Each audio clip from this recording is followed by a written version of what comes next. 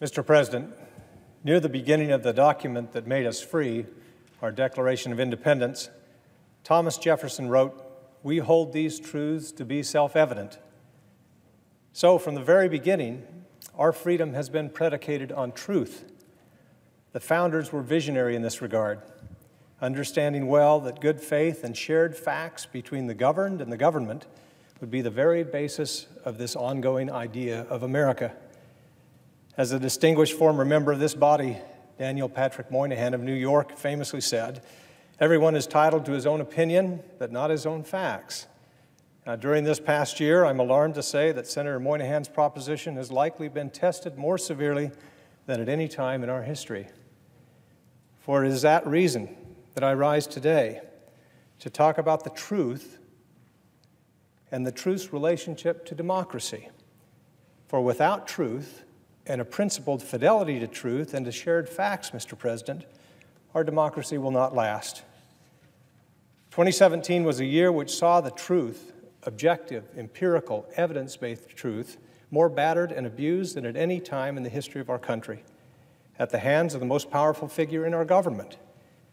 It was a year which saw the White House enshrine alternative facts into the American lexicon as justification for what used to be simply called old-fashioned falsehoods. It was a year in which an unrelenting daily assault on the constitutionally protected free speech was launched by the same White House, an assault that is as unprecedented as it is unwarranted. The enemy of the people was how the President of the United States called the free press in 2017.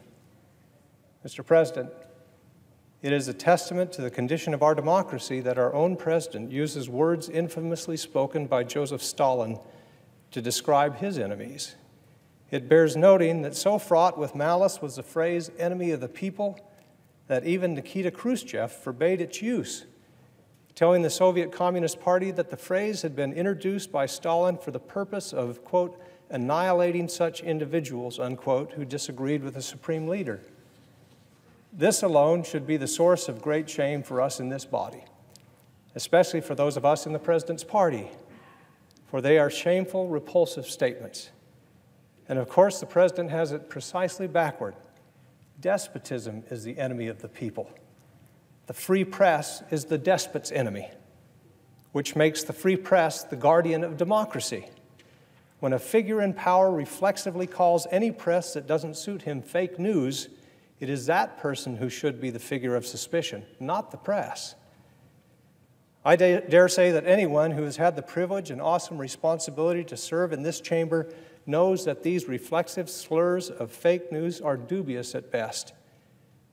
Those of us who travel overseas, especially to war zones and other troubled areas all around the globe, encounter members of U.S.-based media who risk their lives and sometimes lose their lives reporting on the truth. To dismiss their work as fake news is an affront to their commitment and their sacrifice. According to the International Federation of Journalists, 80 journalists were killed in 2017. A new report from the Committee to Protect Journalists documents that the number of journalists imprisoned around the world has reached 262, which is a new record. This total includes 21 reporters who are being held on false news charges. Mr. President, so powerful is the presidency that the damage done by the sustained attack on the truth will not be confined to this president's time in office. Here in America, we do not pay obeisance to the powerful. In fact, we question the powerful most ardently. To do so is our birthright and a requirement of our citizenship. And so, we know well that no matter how powerful, no president will ever have dominion over objective reality. No politician will ever get us or tell us what the truth is and what it is not. And anyone who presumes to try to attack or manipulate the press for his own purposes should be made to realize his mistake and to be held to account. That is our job here. That is just as Madison, Hamilton, and Jay would have it. Of course, a major difference between politicians and the free press is that the free press usually corrects itself when it's made a mistake. Politicians don't. No longer can we compound the attacks on truth with our silent acquiescence. No longer can we turn a blind eye or a deaf ear to those assaults on our institutions. And, Mr. President, an American president who cannot take criticism, who must constantly deflect and distort and distract, who must find someone else to blame, is charting a very dangerous path. And a Congress that fails to act as a check on the president adds to that danger.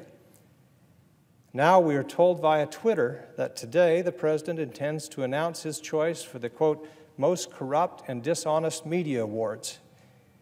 It beggars belief that an American president would engage in such a spectacle. But here we are. And so, 2018 must be the year in which the truth takes a stand against power that would weaken it. In this effort, the choice is quite simple. And in this effort, the truth needs as many allies as possible. Together, my colleagues, we are powerful. Together, we have it within us to turn back these attacks, to right these wrongs, repair this damage, restore reverence for our institutions, and prevent further moral vandalism. Together, united in this purpose to do our jobs under the Constitution. Without regard to party or party loyalty, let us resolve to be allies of the truth and not partners in its destruction. It is not my purpose here to inventory all the unofficial untruths of the past year, but a brief survey is in order. Some untruths are trivial, such as a bizarre contention regarding the crowd size at last year's inaugural. But some untruths are not at all trivial, such as the seminal untruth of the president's political career, the oft-repeated conspiracy about the birthplace of President Obama.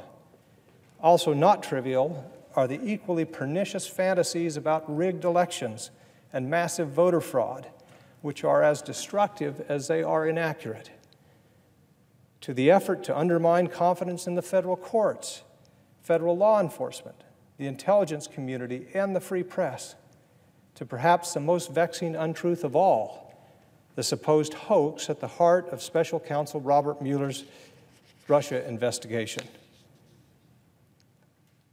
To be very clear, to call the Russian matter a hoax, as the president has done so many times, is a falsehood. We know the attacks orchestrated by the Russian government during the election were real. They constitute a grave threat to both American sovereignty and to our national security. It is in the interest of every American to get to the bottom of this matter, wherever the investigation leads. Ignoring or denying the truth about hostile Russian intentions toward the United States leaves us vulnerable to future attacks. We are told by our intelligence agencies that these attacks are ongoing. Yet it has recently been reported that there has not been a single cabinet-level meeting regarding Russian interference and how to defend America against these attacks. Not one. What might seem like a casual and routine untruth, so casual and routine that it has now become the white noise of Washington, is in fact a serious lapse in the defense of our country. Mr. President, let us be clear, the impulses underlying the dissemination of such untruths are not benign. They have the effect of eroding trust in our vital institutions and conditioning the public to no longer trust them. The destructive effect of this kind of behavior on our democracy cannot be overstated. Mr. President, every word that a president utters projects American values around the world. The values of free expression and reverence for the free press have been our global hallmark, for it is our ability to freely air the truth that keeps our government honest and keeps the people free. Between the mighty and the modest, truth is a great leveler. And so, respect for freedom of the press has always been one of our most important exports. But a recent report published in our free press should raise an alarm. Reading from the story, quote, in February, Syrian President Bashar Assad brushed off an Amnesty International report that some 13,000 people had been killed in one of his military prisons by saying, "You can forge anything these days. We're living in a fake news era." In the Philippines, President Rodrigo Duterte has complained of being demonized by fake news. Last month, the report continues, With our president, quote, laughing by his side, Duterte called reporters spies. In July, Venezuelan President Nicolas Maduro complained to the Russian propaganda outlet that the world media has spread lots of false versions, lots of lies about his country, adding, "This is what we call fake news today, isn't it?" There are more. The state official in Myanmar recently said, "There is no such thing as Rohingya. It is fake news." He was referring to the persecuted ethnic group. Leaders in Singapore, a country known for restricting free speech, have promised fake news legislation in the next year. And on and on and on. This feedback loop is disgraceful, Mr. President. Not only has the past year seen an American president borrow despotic language to refer to the free press, but it seems he has now, in turn, inspired dictators and authoritarians with his own language. That is reprehensible. We are not in a fake news era, as Bashar Assad says. We are, rather, in an era in which the authoritarian impulse is reasserting itself to challenge free people and free societies everywhere. In our own country, from the trivial to the truly dangerous, it is the range and regularity of the untruths we see that should be the cause for profound alarm and spur to action. Add to that the by now predictable habit of calling true things false and false things true, and we have a recipe for disaster. George Orwell warned, "The further a society drifts from the truth, the more it will hate those who speak it." Now, any of us who have spent time in public life have endured news coverage we felt was jaded or unfair. But in our positions, to employ even idle threats, to use laws or regulations to stifle criticism is corrosive to our democratic institutions. Simply put, it is the press's obligation to uncover the truth about power. It is the people's right to criticize their government, and it is our job to take it.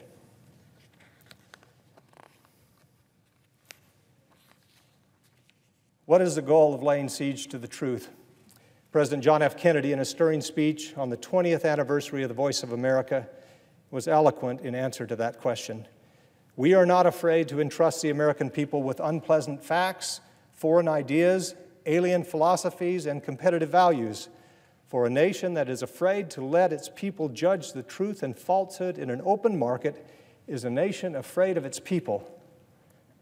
Mr. President, the question of why the truth is now under such assault may be for historians to determine, but for those who cherish American constitutional democracy, what matters is the effect on America and her people and her standing in an increasingly unstable world, made all the more unstable by these very fabrications. What matters is the daily disassembling of our democratic institutions. We are a mature democracy. It is past time to stop excusing or ignoring, or worse, endorsing these attacks on the truth. For if we compromise the truth for the sake of our politics, we are lost. I sincerely thank my colleagues for their indulgence today. I'll close by borrowing the words of an early adherent to my faith that I find has special resonance at this moment. His name was John Jacques, and as a young missionary in England, he contemplated the question, what is truth? His search was expressed in poetry and ultimately in a hymn that I grew up with, titled, "Oh, Say What is Truth?" It ends as follows, "Then say what is truth, 'tis the last and the first, for the limits of time it steps o'er.